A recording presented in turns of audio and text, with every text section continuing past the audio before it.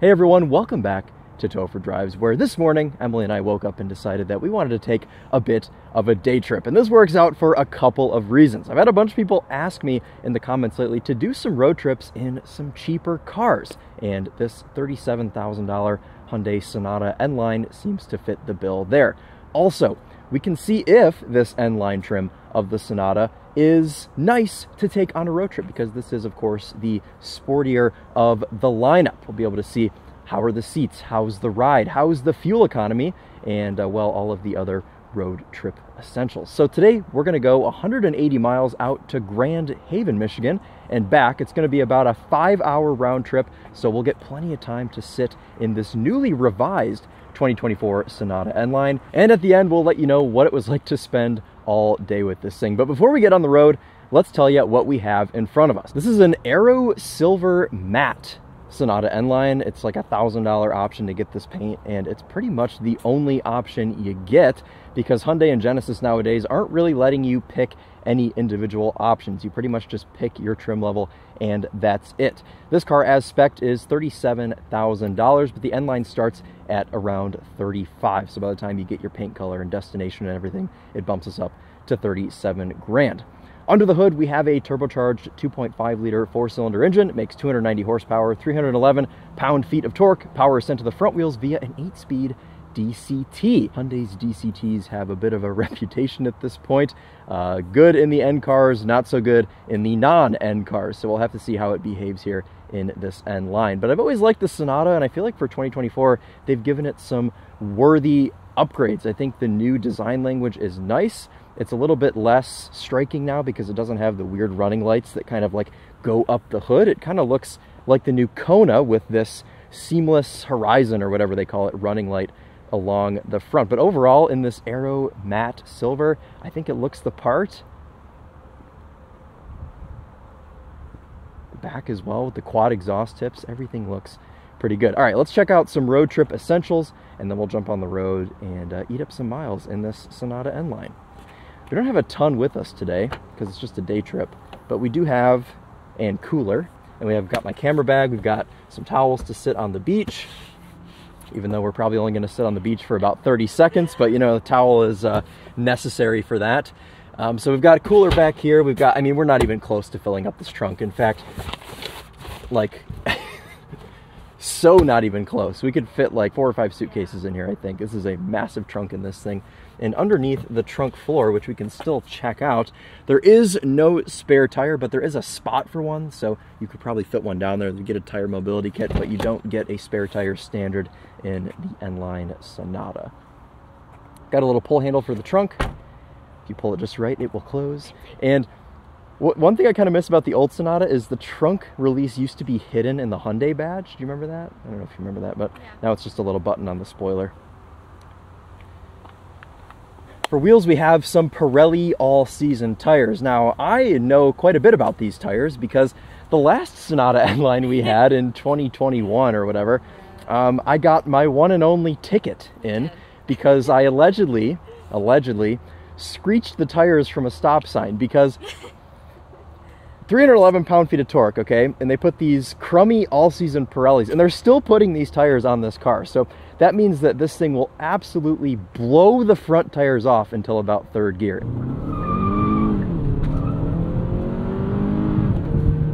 19-inch wheels? Yeah, 245, 40, 19, and that is a squared setup all around. I think these wheels are nice. I like the end center caps and everything. Let's show you the back seat if you're taking people with you. This is what I love so much about sedans in this class. They do always have a very large back seat, and the Sonata is no different. We've got a couple of things back here just so we'll have them in reach. I'll move those so you can fit your feet there. Set behind myself at 5'11". I've got a ton of room in the back seat. Now, obviously, we don't have a ton of amenities back here. We don't even have vents in the center or in the B-pillars, so you have to receive all of your air from the front, I suppose. Materials aren't too bad. We've got this continued leather from the front of the car, and the door panels are a pretty nice design. A little bit of scratchy plastic on top, and we have a fold-down armrest with some cup holders back here and 2 USB-C ports. Do you remember in the back of the Volvo XC40, I was telling you about how companies are skimping on the nets? Yes. Well, here's a perfect example. Only the passenger seat has a little storage net. The driver's seat does not. Nice. So a little bit strange. Some cost cutting, I suppose. These seats do fold down in a 60-40 split, so if you're carrying things that are quite large, you're able to maximize your room there. With this panoramic moonroof, I do still have some room, and you can see that there are some cutouts here to give you some additional headroom in the back. Oh. Obviously, Emily does not need that. She doesn't really fill that that gap, but if you're like 6'5" sitting back here, you could probably use that to your advantage. The seats pull down from inside the trunk. You've got these little pull handles here, and they pop down pretty easily. It definitely isn't a flat surface, but if you absolutely need to fit some long things in the Sonata, you are able to do so, which I think is nice. Sedans are so underrated. Yeah. And I think that this car in a highway setting will actually be decently efficient. Highway rating on this car is 32 mpg. I have been getting around town just under 20 mpg in this car, and that has to do with the fact that it is the N-Line, and I have been being a little bit obnoxious driving it around. But I'm excited to see what it actually gets if you are doing a bit of hypermiling on the highway. Let's show you this 2.5 liter, and then we'll jump in and we'll get on the road.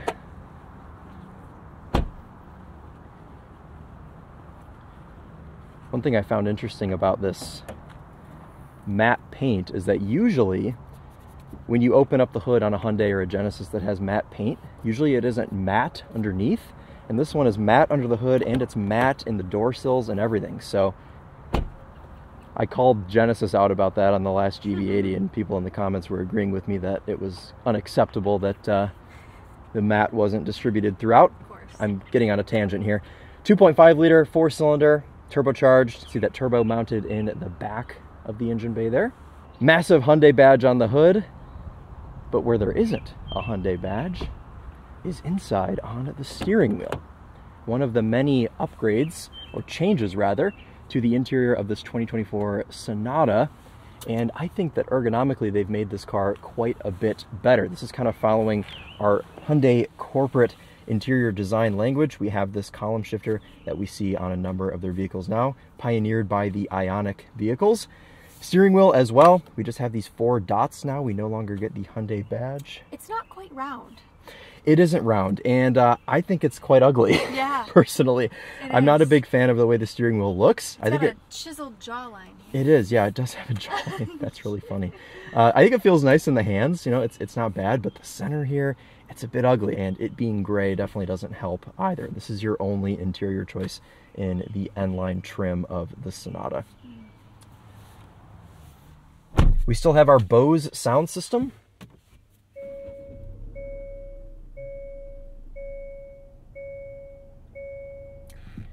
But worthy additions here, we have these dual 12.3-inch screens, which I know it looks basic. Everybody's doing this big screen setup now, but at least it works better and it brings this thing up to the modern era.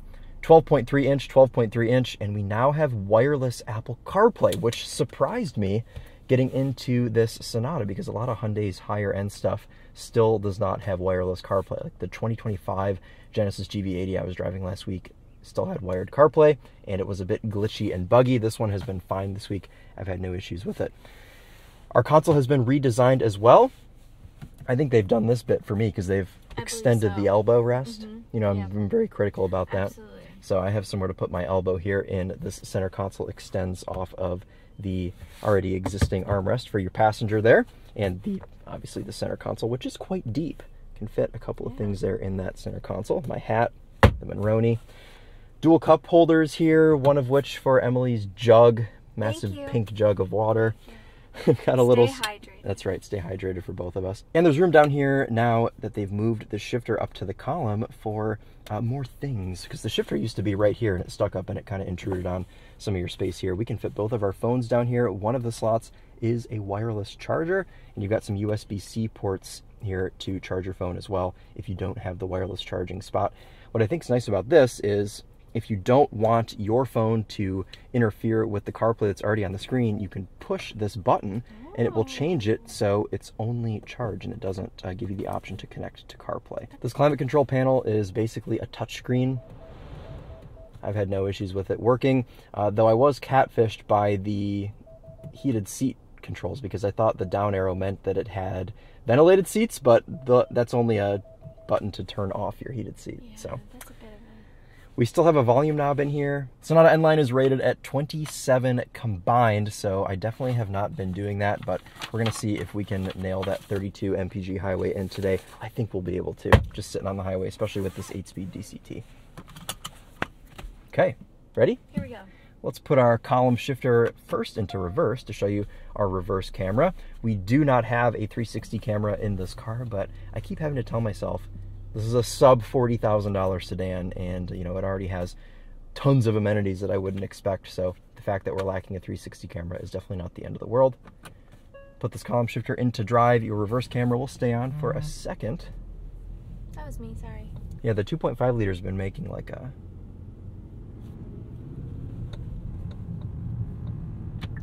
bit of a buzzing noise.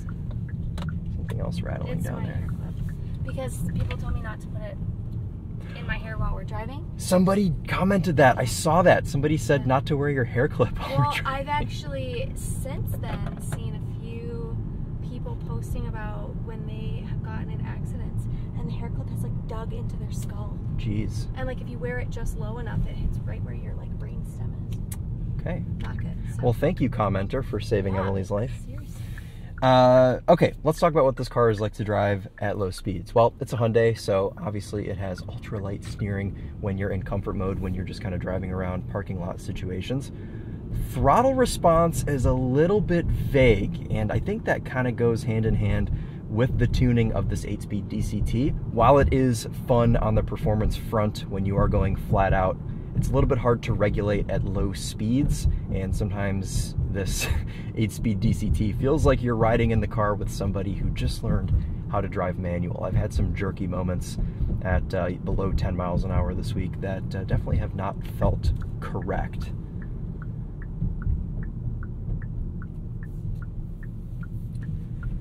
From a ride standpoint, honestly, it rides better than I thought it was going to. It has a bit of a stiffer ride than the SEL models, SEL Unlimited, partially because we have these 19-inch wheels on this car. Yet it's firm, but not crashy. Out of blinker fluid. Oh my God, what is up with these people running out of blinker fluid lately? Should we get some racing fuel, 110? Yup. Would you like anything from inside the gas station? Absolutely. Okay. Nothing back here indicating that I should put premium fuel in the car, not even anything that says premium recommended. So I'm just gonna stick some 87 in this thing. I'm sure it has 3/4 of a tank of 87 in it already. So let's just go ahead and fill her up.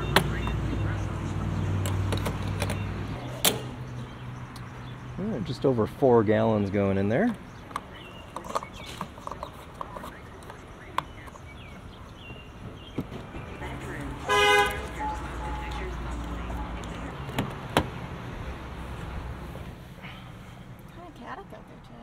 Let's get out of here. Yeah.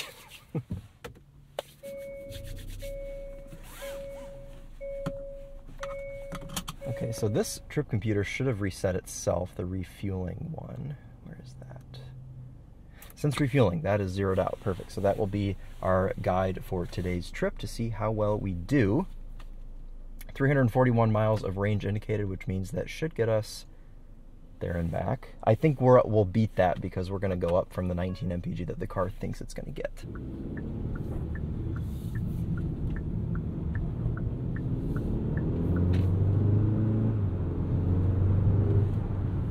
Sometimes you can even hear that 8-speed DCT changing gears. Actually, now that I've said all the negative things about it today, it's been totally fine. I've had no weird shifts or jerkiness at all. So hopefully it stays that way today. We'll get merged onto the highway here. I think I'm going to stick us into sport mode to merge. This drive mode selector button is in a bad spot because you have to like move your arm back from where you are to select the drive mode that you want. It's a little bit weird of positioning, but at least it is still a physical button, so we'll give them that. Sport mode is just going to sharpen up some things. It'll hold gears a little bit longer. Things are moving around in the trunk. Gonna hit the limit of these tires before anything else. And we'll get in behind this nice Corrigan oil truck.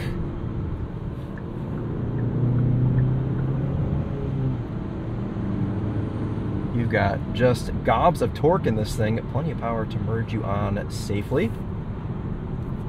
Let's put ourselves back into normal. You can also customize your own drive mode, but I found that normal mode and sport mode do just fine. I don't desire to have a custom mode for myself personally.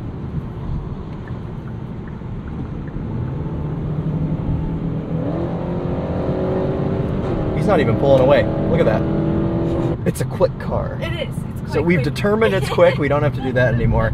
Let's talk about what you don't this need thing is another like. ticket in a Sonata. I know. What is it with me and Sonatas? That was It's like fun, though. I sit in these cars and something evil comes over me. All right. Well, let's talk about what the Sonata N-Line is like to sit in on the highway. Surprisingly quiet.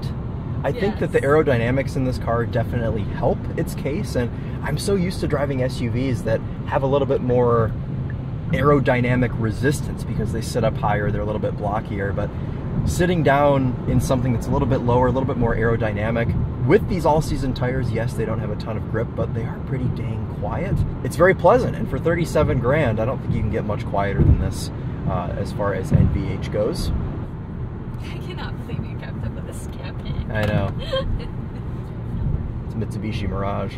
Best car on the road right now. That's what I want to road trip. Absolutely not. I want to well, I'll go by myself then. The best thing about the Mitsubishi Mirage is the little wart that it has on its hatch, which is the backup camera. That was clearly an afterthought. Yeah, right.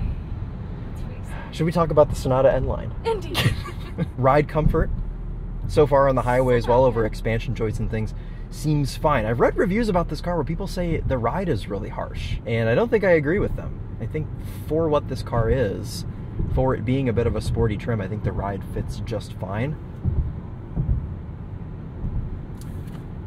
Can't really speak to seat comfort yet, but I can speak to the last 90 or so miles that I've done in this car and haven't felt fatigued in it. You don't have a ton of adjustment, but I would say you have just enough. My seat is manual. Yeah, I've got, oh, your seat's manual over there. It is. Interesting. Okay, so only a power driver's seat. There are obviously things in this car that remind you that it's a sub $40,000 vehicle. That Camry's about 3 inches from the bumper of that Prius. Do you see that?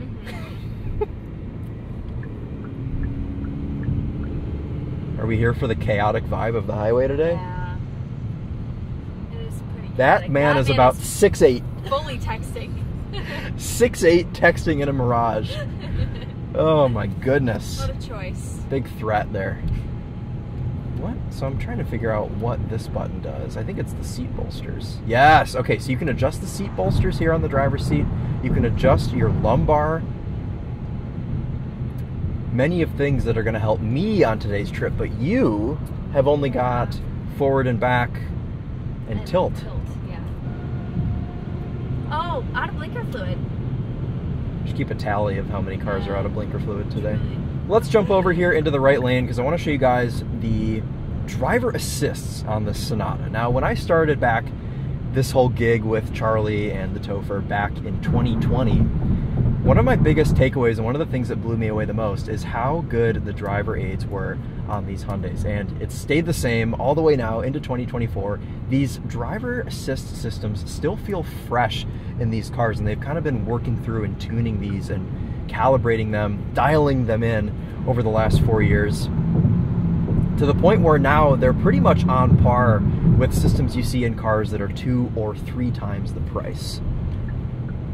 So let's go ahead and activate our cruise control. You can do that with just one single button here.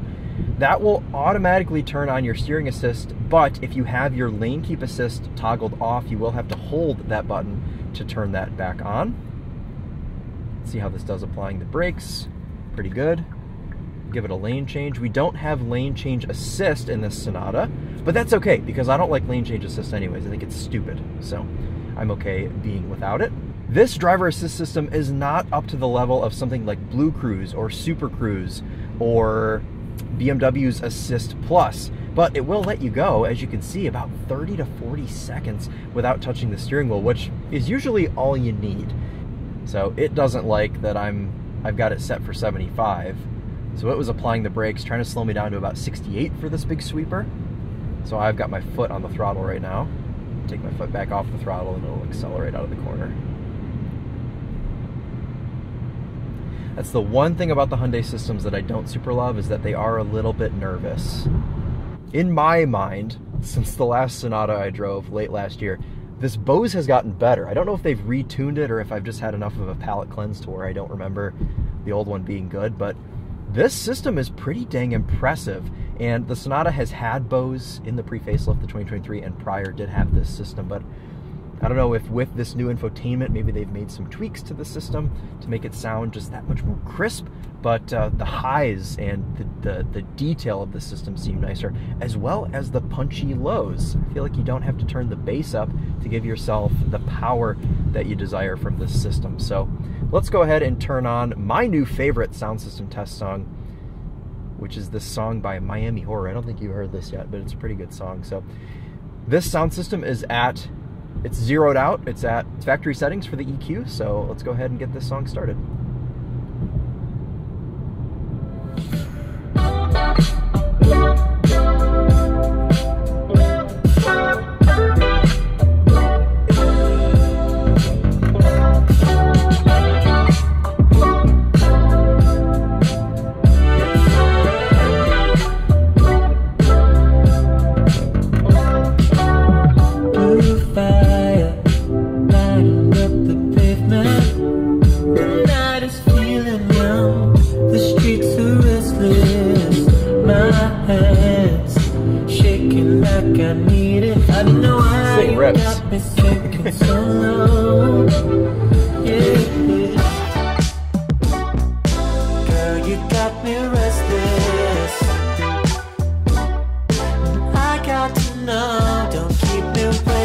First stop of the day, Scooter's Coffee.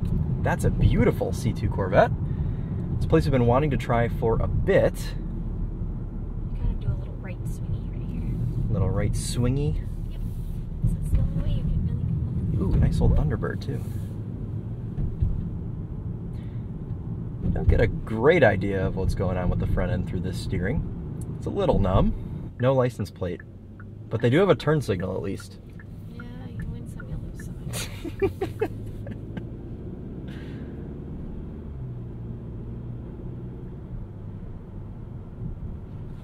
Okay. Okay. She is sitting on top of the curb. Okay, let's attempt to repair the vibes with some scooters. We've never had this, so we're gonna see what it's all about. Before we spoil our fuel economy sitting in this drive-thru, 30.8 mpg over the last 30.6 miles. So we've used just about a gallon of petrol so far. Yes.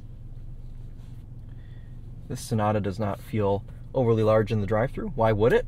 It's a pretty reasonable size, easy to maneuver with the light steering and everything. You don't have any cameras to check your sides to make sure you're not running over curbs like that Ford Explorer was at the entrance, but you'll be fine. Just be careful not to curb these nice 19-inch wheels. Can we please do a medium iced matcha latte? It's only one size, actually. Oh, it's only one size. Okay. Medium iced matcha latte. Okay. Anything else? Yeah, can we do that with oat milk, please? Absolutely. Yeah, and then also the pretzel snackers, please. Of course. Would you like cheese or caramel? Oh. Can we get both? Yes, but it will be an upcharge. That's okay. That's okay. You can scoot around. Great, thank you. That's cute. Scoot around. I love that. Oh. You can get. I'm glad we're sharing this experience with all of them. This is great. Sugar Mama, you're showing them all your card information. No, my card number's on the front. They saw your CVV. I'm gonna have to blur it. It's your matcha. Beautiful, thank you. Yay. Look. Matcha. There you go. Oh. Here is this pretzel. Thank you so much. You too. Good vibe. Wow. Good matcha. Good matcha? Yeah, I'm impressed. Heck yeah. Ooh, I'm impressed with this LeBaron convertible. LeBaron GTC.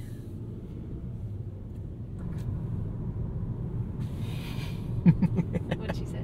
I just gave her a thumbs up. Can I have one of those? I don't think you'd want one, but I guess. Should we see how long we can make this video? Yeah. 46 minutes of Sonata road trip. Because everybody wants that. Yeah. I don't know, I've gotten some comments lately that people are like, your videos should be an hour. They want way more long form content. Well, we're going to settle into this Sonata N-Line a little bit more, and we'll update you guys once we are towards the end here, after we sat in this thing for 100 or so more miles.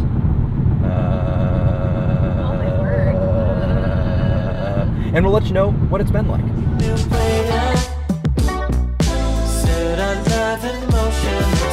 We're 170 miles into our trip on a little bit of a smaller 55-mile-an-hour highway, and I am feeling rejuvenated and ready for the day, still at 3 p.m. Yes.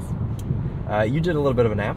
Just a little snoozer. A little baby snoozer. How is the nap ability of the Sonata N-Line? Honestly, not bad for what it is. That's good. Yeah. Got a couple gripes.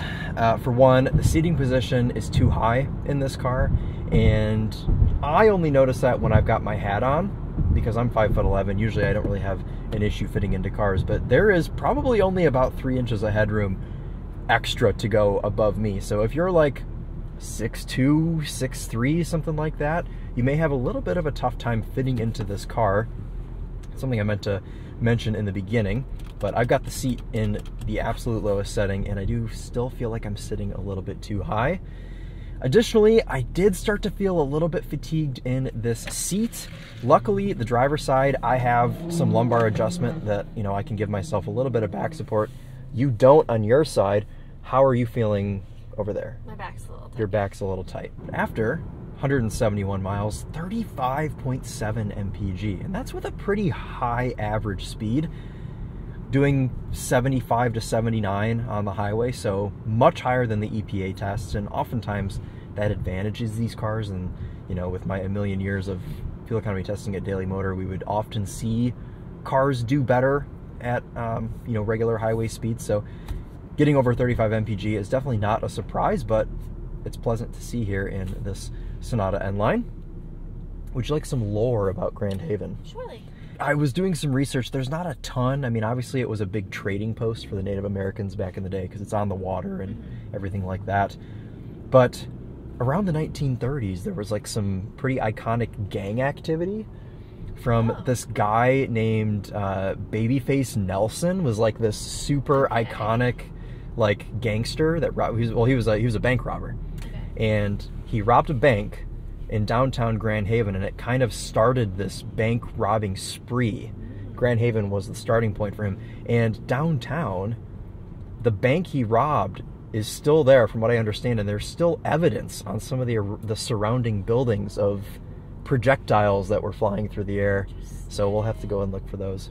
Additionally, you know the artist Borns that sings Electric Love? Yes. He's from Grand Haven. No way. Yeah. Really? So that's all I got today.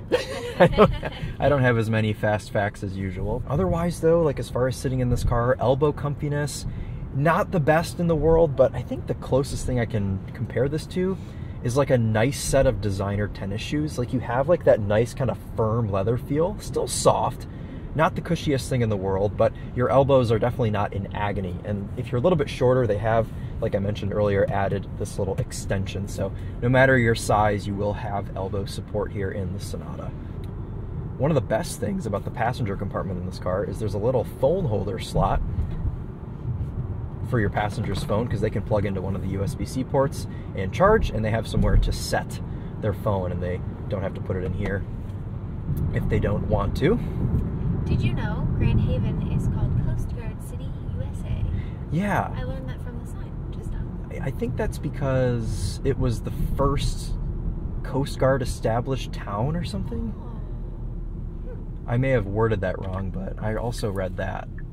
Oh, I should have brought my running stuff. Could have gone for a run. No. What? No. Why? It just reminded me of Tedward when I saw the people running. Calves are Slayer, dude. Oh, checking out another man's calves? All right. Ooh, a Scout. It's a little rotted, but cool nonetheless. There it is. There's the lighthouse. Ooh, James Bond is here. Oh. Speed bump test. Oh.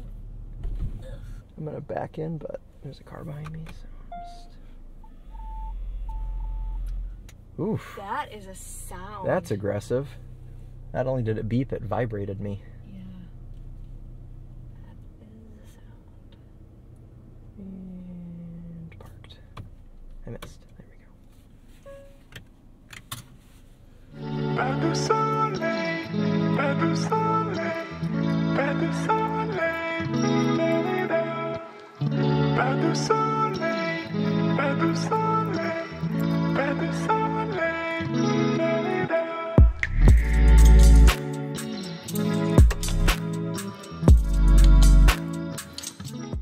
It's the end of the day and it's time to depart Grand Haven.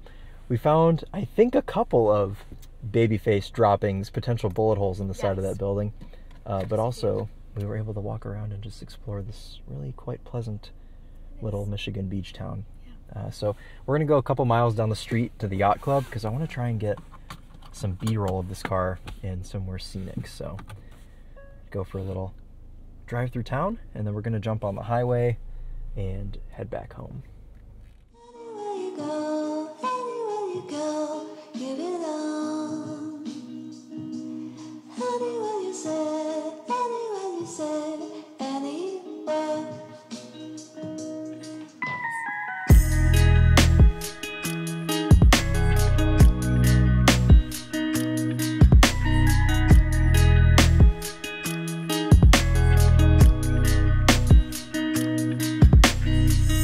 Let's leave the yacht club before a woman in knee-length shorts and Lily Pulitzer.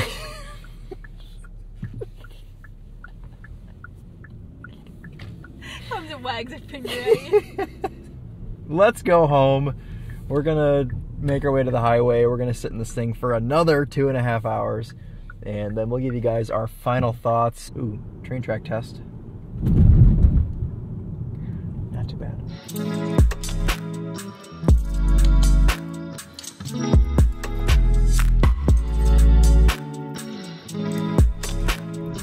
Just under 330 miles here.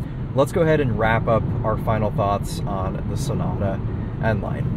Most of our thoughts remain the same. I don't really have any revelations here with this car. The only thing I want to say is that I'm happy that sedans like this still exist. Obviously the Americans have completely pulled out of the market, and the Europeans pretty much have as well, to a certain extent, as far as sedans that aren't necessarily luxury. I mean, you pretty much only have the Japanese and the South Koreans that are giving us anything here in this market. And to go beyond that, the only kind of sporting variants of the cars in this segment are this and the Kia K5 GT. The Japanese don't really give us anything sporty anymore in this segment, and I think that's sad. And I think it's cool that Hyundai still produces this car. These are definitely dying breeds, and I don't think they'll be around forever.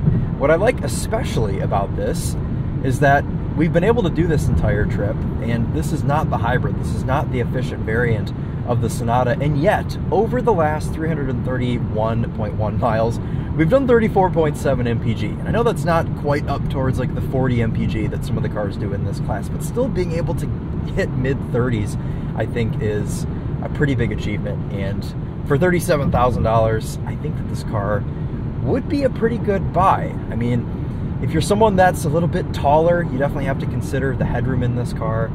And, you know, if you're someone that isn't very good at modulating your right foot with the throttle, this may not be the car for you either. But I think overall, Hyundai has produced something pretty nice here, and it's not radically different than the outgoing N-Line, which was a really fun car as well. And yeah, a little bit of a boomer tangent there with sedans, but I don't know. I like this thing. Have you had a good trip today? Yeah, I've been comfortable. Good. So, I think that just about wraps it up. I mean, I've been comfortable in this car. We talked about elbows earlier. We talked about headroom. Actual driver's compartment. I've got plenty of room to position my legs here, and I've been less fatigued on the way back here since I've been able to kind of get my seat position a little bit more dialed in. People should consider sedans. Everybody drives an SUV, and sedans are still out there. They're efficient. They're still able to do everything that most people use their SUVs for. Of course, you just don't sit up as high. Turn this light off here, but you can see our little bit of ambient lighting coming through. You're able to set a custom color with that, which is nice.